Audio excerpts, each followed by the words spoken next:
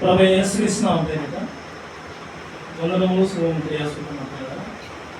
అందరూ ప్రార్థనలు ఏ గురించి అయితే చిన్న ప్రార్థన చేసుకుందాం. మహోన్నతుడు అయిన మా యొక్క తండ్రి, మీ యొక్క పరిశుద్ధమైన ఉన్నతమైన నామం బట్టి మీ యొక్క ప్రియకుమారుడు మా రక్షకుడు యేసుక్రీస్తు ద్వారా కృతజ్ఞతలు తెలియజేసుకుంటున్నాం. ఆయన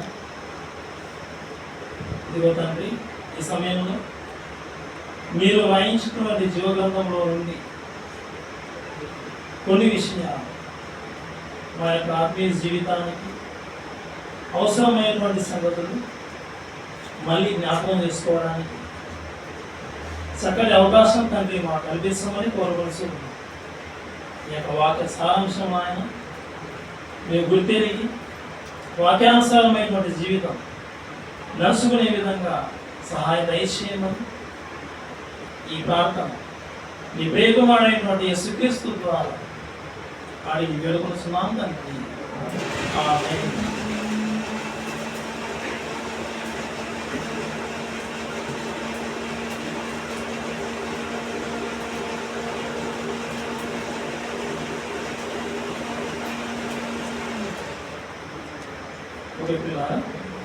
నాకు సమయంలో మీకు ముందుగా తెలియజేసిన విధంగా బైబిల్ గ్రంథంలో నుండి ఒక చక్కటి సందర్భాన్ని మనం నేర్చుకుందాం.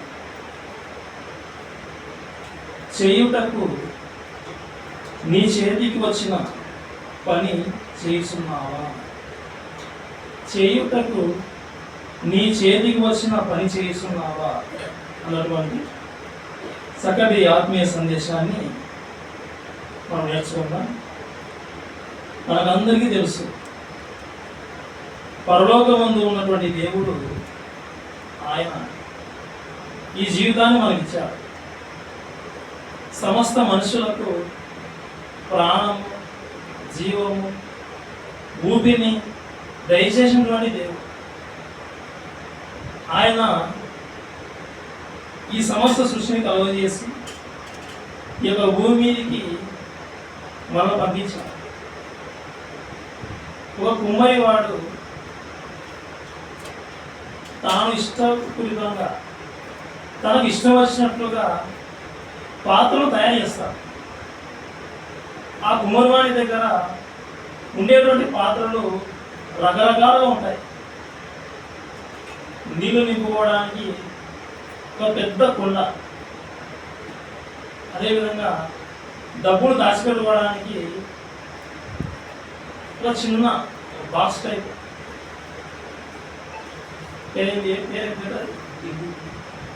ఉంది. ఓకే, ఇంగ్లీష్లో కిడ్నీ బ్యాంక్, ఒక బ్యాంక్ లాంటిది. వాళ్ళు బ్యాంక్కి పోయి వేసుకోలేరు, కానీ ఆ చిన్న కుండలోనే వాళ్ళు డబ్బులు జమ చేస్తూ ఉంటారు. అదేవిధంగా ఐదవ సోదరులు మరి ఇంటి దగ్గర, ఇంటి ముందర దీపం పెట్టడానికి కొన్ని చిన్న పాత్రలు, ప్లేట్ లాంటివి తయారు చేసి మరి వారి యొక్క షాపులో సిద్ధం చేసుకుంటారు. అంటే కుమ్మరి వారి దగ్గర ఉండేటువంటి పాత్రలు రకరకాలుగా ఉంటాయి. కుమ్మరి వాడు తనకు ఇష్టం వచ్చిన విధముగా ప్రజల అవసరాలను గుర్తెరిగి రకరకాలైనటువంటి పాత్రలను తయారు చేసుకుని పెట్టుకుంటాడు. ఇది ఎందుకు చెప్తా ఉన్నానంటే, మనం పోల్చి మనం మాట్లాడుకుంటే ఒక కుమ్మరి వాణిగా ఎవరున్నారంటే పరలోకపు తండ్రి ఉన్నాడు. ఆయన కుమ్మరి వాడు. ఆయన నిర్మించినటువంటి పాత్రలుగా, పనికి ఉపయోగించినటువంటి పాత్రలుగా మనం ఉన్నాం. ఆయన కుమ్మరివాడు, మనం ఒక కుండ లాంటి వాడు, ఒక పాత్ర లాంటి వాడు. ప్రియమైన దేవుని పిల్లలారా, ఇప్పుడు ఒకసారి ఒక మాట చదువుకుందాం. యోబు గ్రంథం 7వ అధ్యాయం, యోబు గ్రంథం 7వ అధ్యాయం మొదటి వచనం. భూమి మీద నరుల కాలము యుద్ధ కాలము కాదా? వారి దినములు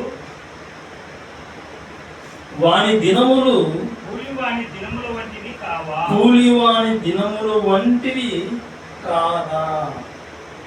ఇక్కడ దేవుడు ఒక మంచి విషయాన్ని జ్ఞాపకం చేస్తా ఉన్నాడు యోబు ద్వారా. ఏమంటున్నాడంటే మరోసారి చదవండి. భూమి మీద నరుల కాలము, ఈ భూమి మీద ఉన్నటువంటి నరుల యొక్క కాలం, జీవిత కాలం, ఆయుష్కాలము ఎలాంటిదట? యుద్ధకాలం కాదా? తర్వాత వారి దినములు కూలివాని దినముల వంటివి కావా. ప్రశ్నిస్తా ఉన్నారు. ఈ యొక్క భూమి మీదకి వచ్చినటువంటి మనుషుల యొక్క జీవితాల గురించి ఆలోచిస్తే మనకంటూ దేవుడు కొంత ఆయుష్కాలను ఇచ్చాడు. మనకు దేవుడు ఆయుష్కాలను ఇచ్చాడు. ఏ సమయంలో ఇచ్చాడు? జ్ఞాపకం ఉందా? మనకు దేవుడు ఆయుష్కాలను ఇచ్చాడు. మనకు దేవుడు ఆయుష్కాలాన్ని ఎప్పుడు ఇచ్చాడు?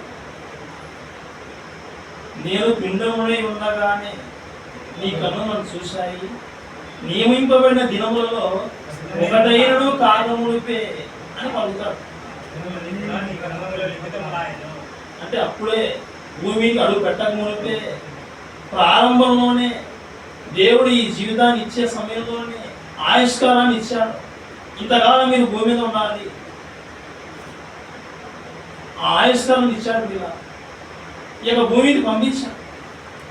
ఇచ్చినటువంటి దేవుడు ఆయన ఏమంటున్నాడంటే ఈ భూమి మీద మనిషి జీవించేటువంటి ఈ జీవిత కాలంలో అతనికి యుద్ధకాలం లాంటిది. ఈ భూమి మీద ఉన్నటువంటి ఆయుష్కాలంలో ఈ దినములు కూలివాని దినముల వంటివి అని చెప్తా ఉన్నాడు ఆయన. మనం చూస్తూ ఉంటాం, రైల్లో ప్రయాణం చేసేటప్పుడు ఎంతోమంది అది పెద్ద పెద్ద మూడలు కట్టుకొని అందులో పాత్రలు, బట్టలను, దుస్తులను వాటన్నీ సమకూర్చుకొని వేరే ప్రాంతానికి వెళ్ళిపోతూ ఉంటారు. ఒక రాష్ట్రంలోనే ఇంకొక రాష్ట్రానికి వెళ్ళిపోతూ ఉంటారు. రాష్ట్రాలకే పర్యటన. ఎందుకోసం? బ్రతుకుదేవుల కోసం వెళ్ళిపోతూ ఉంటారు. అదేవిధంగా మనది ఈ లోకమా అంటే మనది ఈ లోకం కాదు.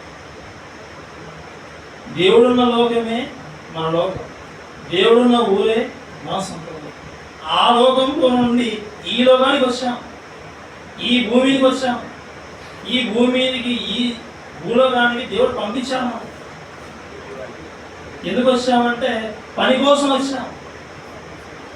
దేవుని దగ్గర ఉన్నటువంటి దేవుల్లో ఉన్న మనం ఈ భూమి మీదకి ఎందుకు వచ్చామంటే ఈ భూమి మీదకి మనం పని కోసం వచ్చాము. అదే చెప్తా ఉన్నారు, ఈ భూమి మీద నరుల కాలము యుద్ధకాలం కాదా, కూలివాని దినముల వంటివి కావా అని చెప్తా ఉన్నారు. అంటే దేవుడు యజమాని, ఆయన కింద కూలివాళ్ళగా మనం ఉన్నాం. ఓ కుమ్మరివాడిగా ఆయన ఉన్నాడు, పాత్రలుగా చేశాడు. ఆయన యజమాని అయితే పనికి ఉపయోగపడే పాత్రలుగా పనికి వచ్చేవాడే మనం. పని కోసం వచ్చాం. కూలివాని దినముల వంటిది అని చెప్తా ఉన్నారు. ప్రియమైన దేవుని పిల్లలారా, ఈ భూమి మీదకి మనం వచ్చాము. ఈ భూమి మీద ఉన్నటువంటి ఆయుష్కాలంలో ఈ దినములు కూలివాని దినముల వంటివి. అంటే మనం కూలికి వచ్చామా? పని కోసం వచ్చామా? అవును, పని కోసమే వచ్చాం. మనకంటూ పని ఉంది, పని నిమిత్తమే వచ్చాం. పని నిమిత్తం వచ్చాం. ఏం పని ఉంది? ఏం పని ఉంది? ప్రశ్న ఇప్పుడు. ఎఫ్సీలు రాసిన పత్రిక 2వ అధ్యాయం, ఎఫెసీయులకు రాసిన పత్రిక 2వ అధ్యాయం 10వ వచనం. మరియు వాటి యందు మనము నడుచుకొనవలెనని దేవుడు ముందుగా సిద్ధపరిచిన సత్క్రియలు చేయుటకై మనము క్రీస్తు యేసునందు సృష్టింపబడిన వారమై ఆయన చేసిన పని అయి ఉన్నాము. పరలోకమందు ఉన్న దేవుడు ఆయన మనకంటూ కొంత ఆయుష్కాలను ఇచ్చి ఈ భూమి మీద పంపించాడు. ఈ భూమి మీద మనం జీవించేటువంటి ఈ జీవిత కాలంలో ఈ దినములన్నీ కూలివాని దినం అంటే మనం కూలి పని నిమిత్తం వచ్చేసాం. ఏ పని ఉంది మనకంటే ఇక్కడ చెప్తా ఉన్నాడు ఎఫెసీయులకు రాసిన పత్రిక 2వ అధ్యాయం 10వ వచనంలో 2వ లైన్లో నుండి చూడండి, మధ్యలో నుండి, దేవుడు ముందుగా సిద్ధపరిచిన సత్క్రియలు చేయుటకై. దేవుడు ముందుగా సిద్ధపరిచినాడు. దేవుడు ముందుగా సిద్ధపరిచిన సత్క్రియలు చేయుటకై. మనకంటూ పని ఉంది. మన పని ఎవరు ఇచ్చారు? మనకున్న పని ఏంటి? మనకు ఎవరు పని ఇచ్చారంటే ఇక్కడ చెప్తా ఉన్నాడు, దేవుడు. ఎవరో భూమి మీద ఎవరో వ్యక్తి కాదు మనకు పని పెట్టింది, దేవుడే పని పెట్టాడు. దేవుడే పని చేయమని చెప్తా ఉన్నాడు. దేవుడు ముందుగా సిద్ధపరిచిన, దేవుడు ముందుగా పెట్టినటువంటి పనులు చేయడం కోసం, దేవుడు ముందుగా సిద్ధపరిచినటువంటి సక్రియలు చేయుటకై, పనులు చేయడానికి, ఈ పని నిమిత్తము కూలివాని వలె పని నిమిత్తము ఈ లోకంలో ఈ భూమి మీద చేయడానికి మనం వచ్చేసాము. దేవుడు మనల్ని పంపించేశాడు. ఆయన యజమాని, ఆయన కింద మనం పని వాళ్ళము. మనకు పని ఉంది. ఏ పని ఉందంటే చెప్తా ఉన్నాయి కదా, సత్క్రియలు చేయుటకై. మీరు సత్క్రియలు చేయాలి. సత్క్రియ, సత్ అనగా సత్యము, క్రియ అనగా పని. వాక్య సంబంధమైనటువంటి పనులు చేయడం కోసం ఈ లోకానికి వచ్చాం. ఈ భూమి మీద ఉండేటువంటి ఈ జీవిత కాలంలో కూలివాని వలె మనం చేయవలసినటువంటి పనులు ఏ పనులు అంటే సత్క్రియలు అనే పనులు చేయాలి. మన కోసం, మన జీవితం కోసం, మన పోషణ నిమిత్తం, మన వాళ్ళ కోసం మనం చేసుకునే పనులు ఒకటి. దేవుడు సిద్ధపరిచినటువంటి ఈ భూమి మీద చేయవలసినటువంటి పనులు ఇవి దేవుడి పనులు. దేవుడే సిద్ధం చేశాడు. దేవుడు ముందుగా సిద్ధపరిచిన, దేవుడు ముందుగా సిద్ధపరిచిన, దేవుడు సిద్ధం చేశాడు. దేవుడు పని పెట్టాడు. ఈ పని కోసం, ఇది చేయడం కోసం దేవుడు ఆయుష్కాలం ఇచ్చాడు. అందుకే ఈ పని చేయడం కోసం ఈ లోకానికి వచ్చాం. ప్రియమైన దేవుని పిల్లలారా, పని ఉంది కాబట్టి ఈ లోకానికి వచ్చాం. ఆఫీస్ వెళ్ళిపోతూ ఉంటారు, ఉద్యోగస్తులు ఉంటారు. ఎందుకు వెళ్ళిపోతారు? వారికి ఇచ్చినటువంటి ఆ పని చేయాలి. ఆ పని చేయడం కోసం వెళ్ళిపోతూ ఉంటారు. వెళ్ళిపోయిన తర్వాత ఏ పని చేయలేనప్పుడు ఆఫీస్ వెళ్ళడం అవసరం లేదు. ఈ లోకానికి వచ్చామంటే ఇదిగో దేవుడు చెప్తా ఉన్నాడు, ఇదిగో నేను మీకు పని పెట్టాను. సత్క్రియలు చేయాలి, వాక్య సంబంధమైన పనులు చేయాలి. వీటి కోసం మీరు భూమి మీదకి వెళ్ళిపోయారు. ఈ పని నిమిత్తమే వచ్చింది, ఈ పని నిమిత్తమే వచ్చేసి ఈ సత్క్రియలు చేయాలా, ఆ సత్క్రియలు చేయాలి. చేయవలసిన బాధ్యత. పని ఉందని మనం తెలిసింది, పని చేయాలనేటువంటి అవసరత ఏర్పడింది. ఇది చేయవలసిన బాధ్యత, ఇది మనకు తెలుసు. లోక సంబంధంలో అనేకులకు ఈ పని తెలియదు. ప్రియమైన దేవుడు, ఈ పని ఉంది కాబట్టి ఈ లోకంలో ఉన్నాం. పని చేయాల్సిన అవసరం ఉంది కాబట్టి మనం ప్రాణాలతో ఉన్నాం. మనం చేయవలసినటువంటి అవసరం లేకపోతే ఇక దేవుడు మన ప్రాణాలను తీయేస్తాడు.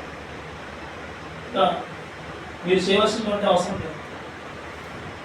ఇవాళ చేయలేకపోతే మీరు చేయలేకుండా పోతా ఉన్నారు, అయితే మీకు అవసరం లేదు. దేవుడు తొలగించేస్తాడు. ప్రియమైన దేవుని పిల్లలారా, మరొక మాట చదువుకుందాం. నిజంగా పని చేయాల్సిందేనా? ప్రసంగి గ్రంథం 9వ అధ్యాయం 10వ వచనం. ప్రసంగి గ్రంథం 9వ అధ్యాయం 10వ వచనం. ప్రసంగి గ్రంథం 9వ అధ్యాయం 10వ వచనం. చేయుటకు నీ చేతికి వచ్చిన నీ చేతికి వచ్చిన ఏ పని అయినను నీ శక్తి లోపము లేకుండా చెయ్యుము. నీవు మరి చదువుతాం అక్కడ నుండి, స్టార్టింగ్ నుండి. చేయుటకు నీ చేతికి వచ్చిన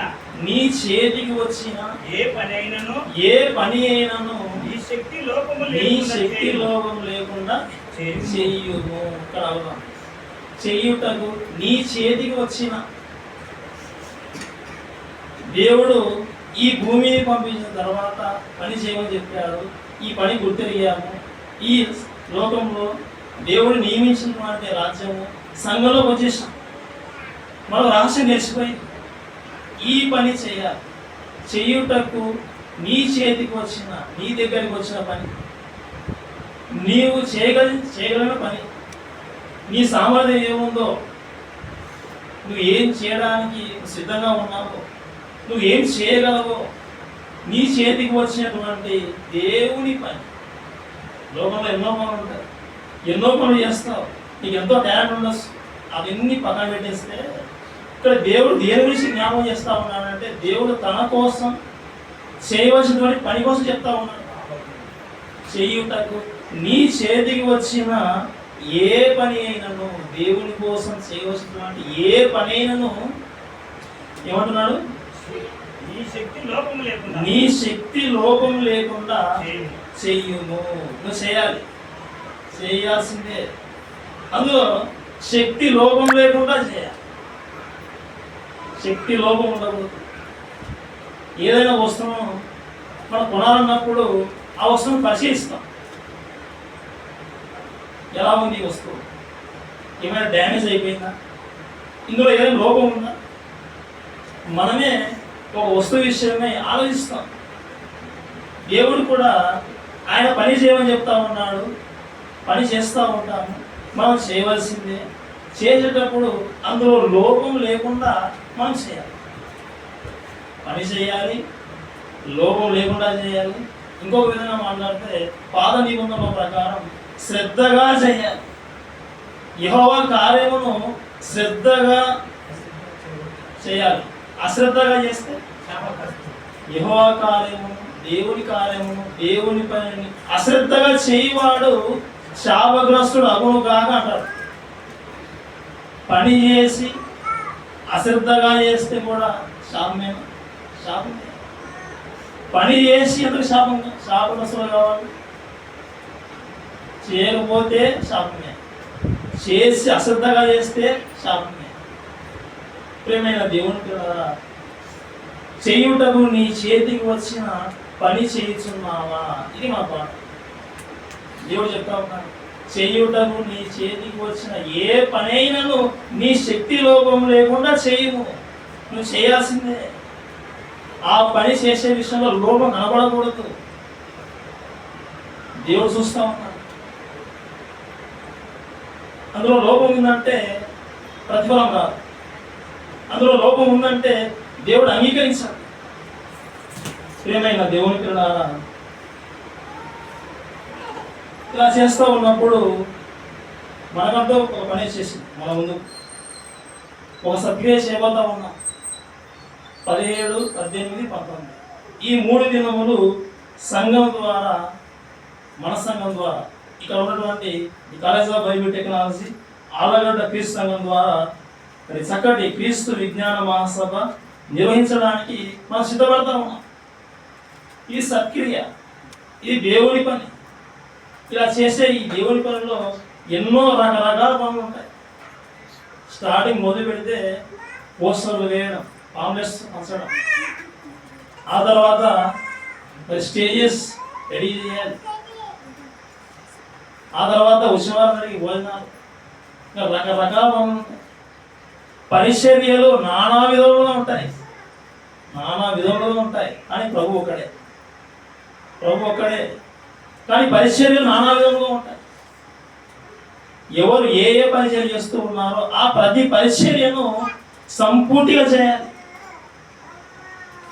మనిషి శరీరం ఒకటే, ఆ శరీరంలో ఎన్నో అవయవాలు, కళ్ళు, ముక్కు, చెవులు, గుండె, మూత్రపిండాలు, ఒకే శరీరంలో రకరకాల అవయవాలు. ప్రతి అవయవము తనకున్నటువంటి పనిని చక్కగా బాధ్యత రహితంగా నిర్వహించాలి. ఏ ఒక్క అవయవం సరిగా లేకపోయినా కానీ, లోపం ఏర్పడినా కానీ మొత్తం శరీరం అంతా అయోమయం. ఒక చిన్న పండు నోట్లో అది ఊడిపోయే బస్సులో ఉంటే ఎంత బాధగా ఉంటుంది. ఆ చిన్న పంటి నొప్పికే మొత్తం శరీరం అంతా కదిలిపోతూ ఉంటుంది. ఒక కంట్లో ఏదైనా సరే నొత్తపడి ఏదైనా గుచ్చుకొని ఉంటే ఆ కంటి బాధకు శరీరం అంతా బాధే. ప్రియమైన దేవుని పిల్లారా, సంఘము ఆయన శరీరం. ఈ సంఘములో, దేవుని సంఘములో సత్క్రియలు చేస్తూ ఉన్నప్పుడు దేవుని పనిలో పరిచర్యలు రకరకాలుగా ఉంటాయి. ఒకే పని మీద వెళ్ళిపోదు. ఏ పని అయినా సరే ఒక పని, ఒక కార్యం చేసేటప్పుడు అందులో రకరకాల పనులు, రకరకాలుగా వివిధ విధాలుగా పరిచర్యలు ఉంటాయి. ఎవరు ఏ పని చేస్తూ ఉన్నా కానీ, ఎవరు ఏ పని చేస్తూ ఉన్నా కానీ, ఎవరికి ఏ సామర్థ్యం ఉందో చేయుటకు నీ చేతికి వచ్చినటువంటి ఆ పని నువ్వు ఏం చేయాలంటే శక్తి లోపం లేకుండా చేయవలేను. నిజంగా దేవుని పని ఏమైంది? దేవుని పని గురించి మాట్లాడుతూ ఉన్నాడు. తర్వాత చూడండి, ఇక్కడ మధ్యలో చదవండి. తర్వాత ఏమంటున్నాడు?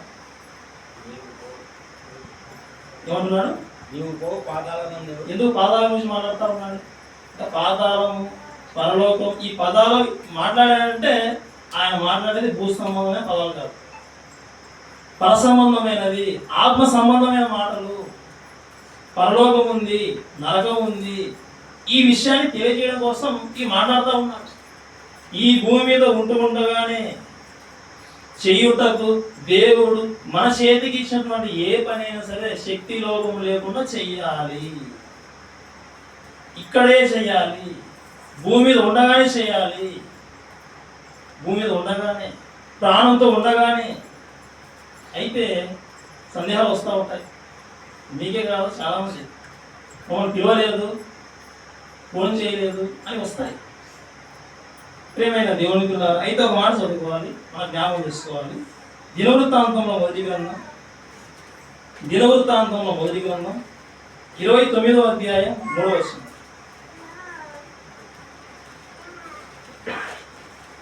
దినవృత్తాంతంలో మొదటి గ్రంథం 29వ అధ్యాయం 3వ వచనం. మరియు నా దేవుని మందిరము మీద, ఇక్కడ దావీదు గారు మాట్లాడుతూ ఉన్నారు చూడండి. నా దేవుని మందిరం మీద నాకు కలిగి ఉన్న మక్కువ చేత నేను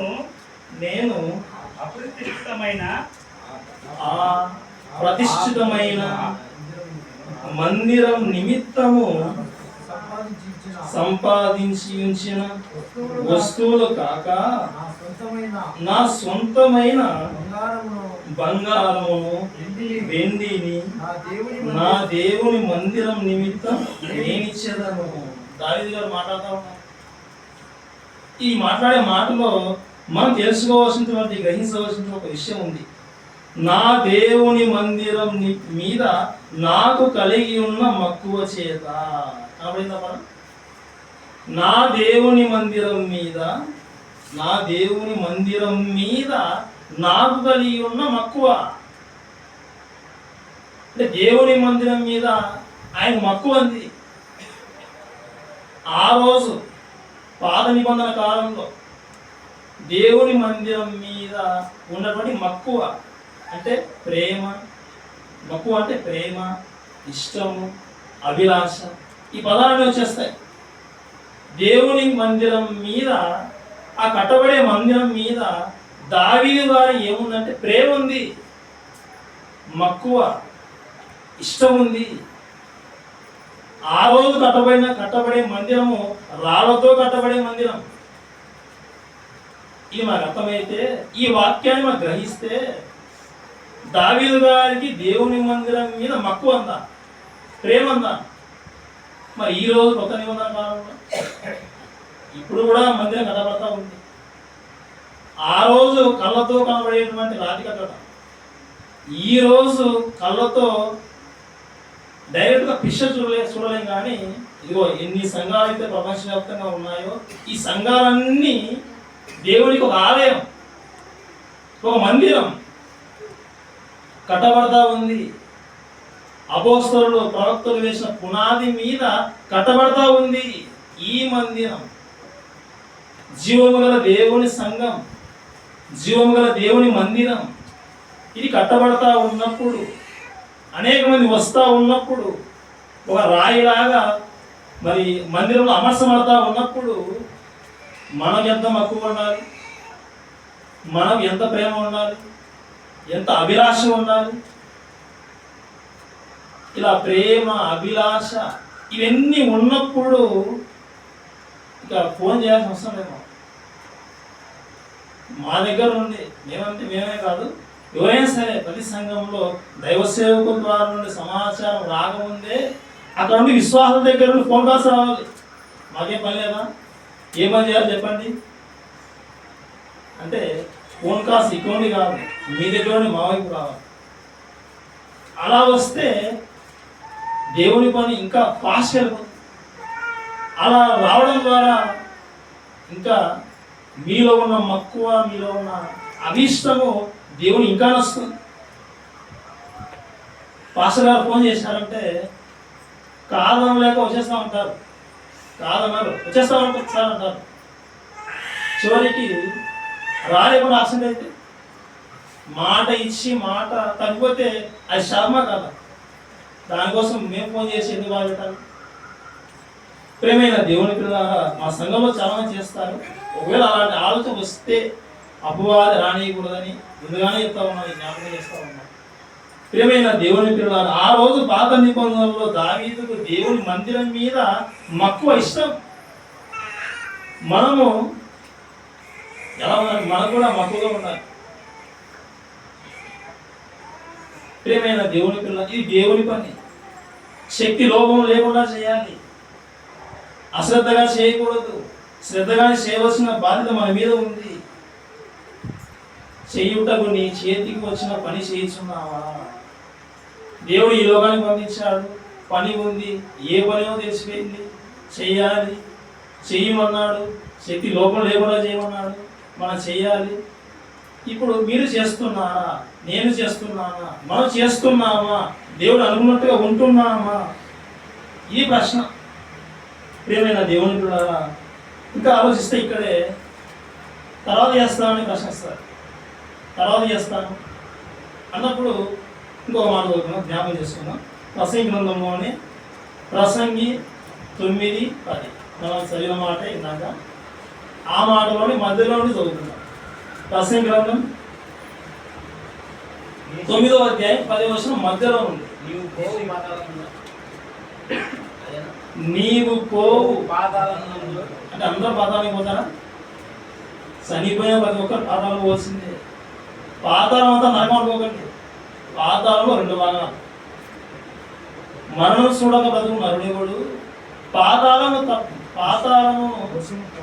ఆ పాతాళ వశం కాకుండా తను తాను తప్పించుకోవాడేవాడు. అంటే ప్రతి ఒక్కరు పాతాళం పోవాల్సిందే.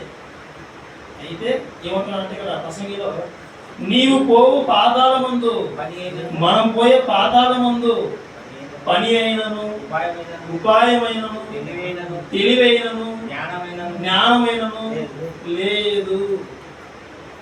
అక్కడ లేదు, అవకాశం లేదు, పని చేయడానికి లేదు.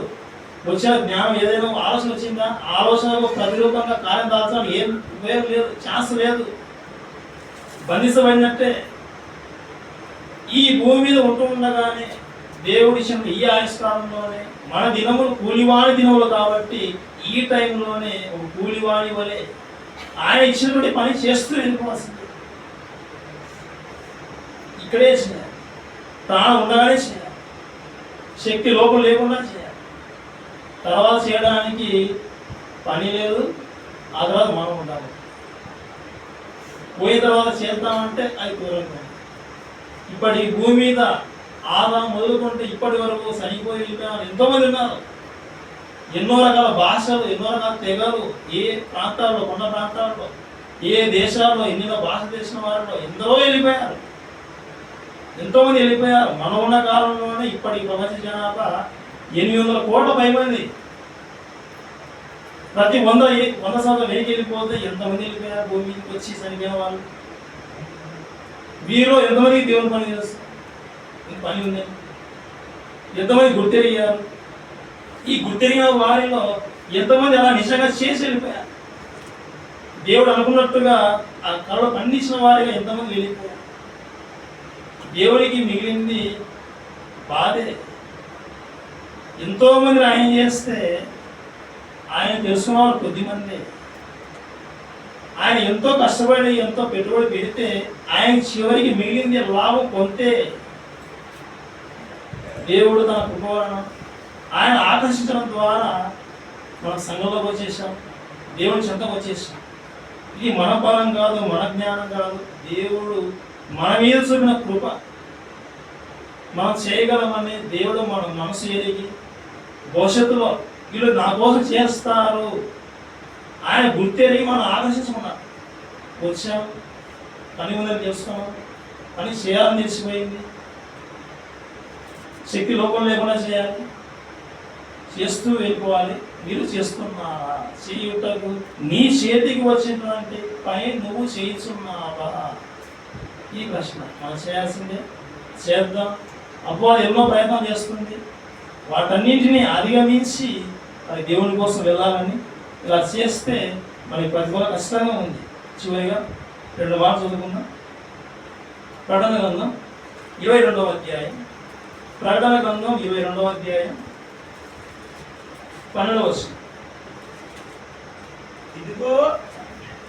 ఇదిగో త్వరగా వచ్చుచున్నాను, త్వరగా వస్తున్నాను. రెండవ రాకడ. వాని క్రియ చొప్పున ప్రతి వానికి చుట్టకు నేను సిద్ధపరిచిన జీతం నా ఎంత ఉన్నది. క్రియ చేస్తే, పని చేస్తే జీతం. దేవుడు కూడా చెప్తా ఉన్నా, నా కోసం మీరు పని చేస్తూ ఉన్నారు కదా, మీరు చేసిన పనికి కూడా నేను జీతం ఇస్తాను. మీరు ఎంత పని చేశారో అంత జీతం. మీరు కొంత పని చేస్తారా, కొంత జీతం. ఇంకొక మాట, హెబ్రీ పత్రిక 6వ అధ్యాయం 10వ వచనం. మీరు చేసిన కార్యమును మీరు పరిశుద్ధులకు ఉపకారం చేసి ఉపచారము చేసి ఇంకనూ ఉపచారం చేయుచుండుట చేత తన నామమును బట్టి చూపిన ప్రేమను మరచుటకు దేవుడు అన్యాయసుడు కాదు. దేవుడు అన్యాయసుడు కాదు.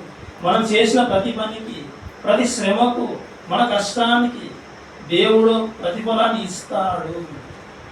మనం అనుకోవచ్చు, బాధలో నుండి నేను ఇన్ని చేస్తూ ఉన్నా కానీ దేవుడు నాకు ఏంటి, నా పరిస్థితి ఏంటి ఇలా వచ్చేసింది, దేవుడు నన్ను పట్టించుకోలేదు అని అనుకోవచ్చు. కానీ ఆయన ఎవరిని విడిచిపెట్టడు. మంచి పని చేస్తే సత్క్రియకు దానికి తగిన ఫలం ఉంటుంది. ఒకవేళ అది కాకుండా భూ సంబంధమైనటువంటి పనులు చేస్తే దాని ప్రతిఫలం అది ఉంది.